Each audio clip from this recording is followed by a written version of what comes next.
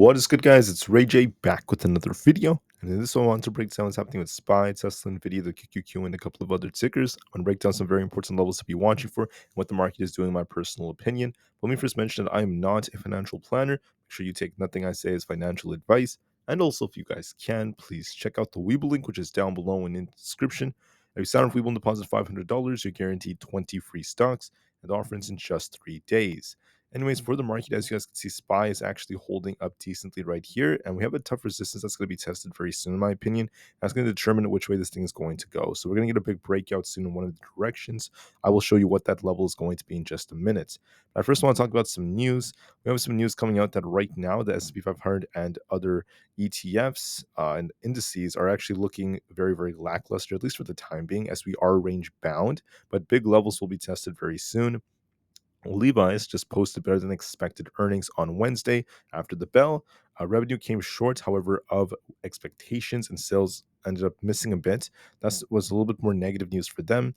Amazon's also planning to launch a budget storefront that features low-cost apparel, home goods, and other items in a bid to fend off Temu and Shein. That's some very important news because now they're kind of competing with Chinese companies, so that's something that's big for them.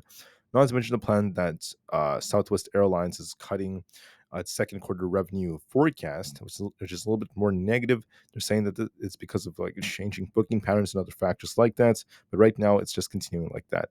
Also, Jensen Huang is going to be speaking at the annual shareholder meeting. He laid out some very, very important things, and he's mentioning that once again, we're going to be looking for more than 80% share in AI chips by sending the stock up roughly 210%.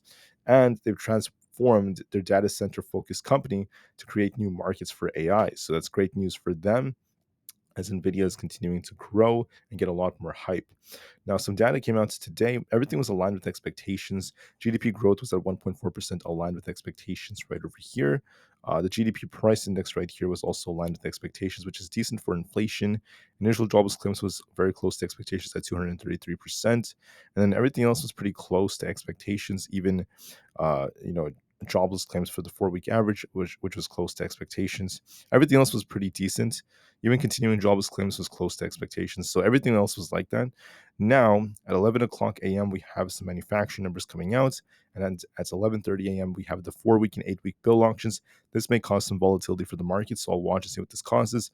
Besides that, there's not much else coming out. So now let's talk about technicals. What is going on with SPY and the markets? What is the important level that I was talking about? Well, it's just like what I was talking about yesterday. I think that SPY has a very important resistance and support level. We basically have resistance at 545.8. If this breaks, we could get very close to 547. If that breaks, we turn very bullish and this thing can start breaking to all-time highs. If we end up failing, watch 544, losing that opens the doors for 543. And then if that fails us, we have our 50 EMA, being tested at 542. And if that fails us, we're going to be dipping all the way down to like 537. So do we lose 543 to turn bearish? Do we break 547 to turn bullish? As of right now, we're stuck in the middle, going back and forth and back and forth. But I favor that this is going to try to push a little bit higher, and we'll have to watch and see what the test ends up leading to. So that's going to be very important. We'll have to see how things go from here. It's going to be very pivotal for how things end up continuing moving forward. But break 547, this will turn a lot more bullish. We're not doing that yet. We may push a little bit higher. But I think that right now SPY is still range bound. So watch and see which way we break. Otherwise, we're range bound continually. So we're range bound right now. Whichever direction we break in, if we break below this yellow line, we're going to turn more bearish. Break above this yellow line above, and we're going to turn more bullish. That's going to determine what the big breakout will be. Otherwise, we're still range bound. Nvidia is in the same boat, essentially.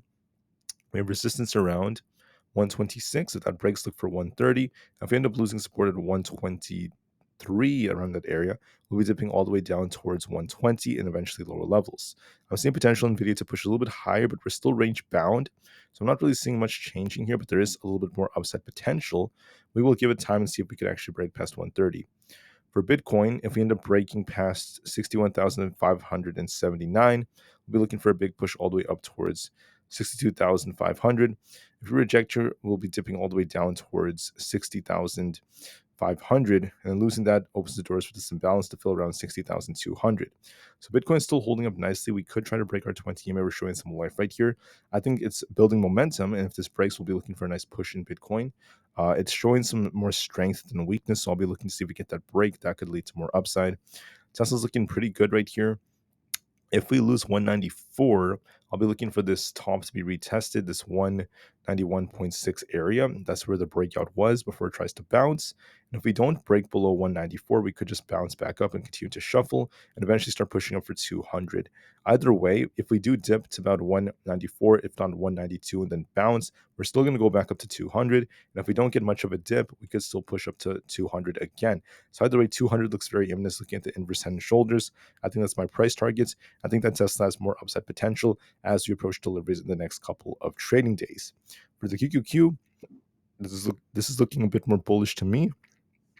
If we manage to break past, if we hold 480, I'll be looking at 482. If that breaks, I'll be looking at 484, and then we'll see a nice breakout. If we end up losing 479, we'll be dipping all the way down towards 478 and eventually 476, and then we'll start dipping back down lower.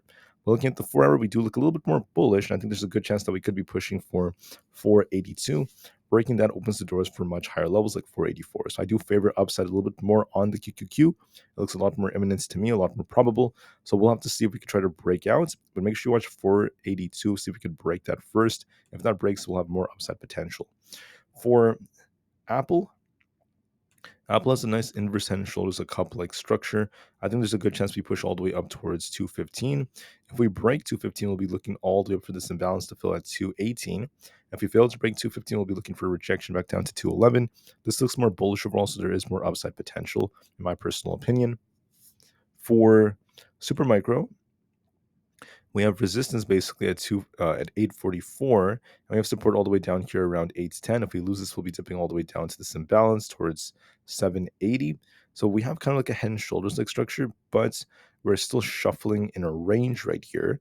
So I'm not going to worry about the head and shoulders for now. I think that Supermicro might push up towards 840 and just kind of shuffle for a bit. So I find that to be a lot more probable. For Coinbase came all the way down during the pre-market to about 213, only to rebound. Going to be looking for a test of 222. If we break this, we're going to fill our gap to 225 plus and eventually go up to 230. If we reject up 222, we're going to be coming back down. So look for a little push and see if we reject or not. For Amazon, we're on a very, very nice uptrend right here. I think there's a good chance that this may push higher towards 195. If that breaks, we'll be looking at 196 and 197.5. So it's looking more bullish overall. For Meta, we're looking a bit more bullish. If we continue to break it, I'll be looking for 515 to be tested, eventually 517. So it looks more bullish to me. For Microsoft is on a nice uptrend right over here. I think we may continue to push all the way up towards 455. So it's looking bullish. It may continue to uptrend here. I see more upside potential.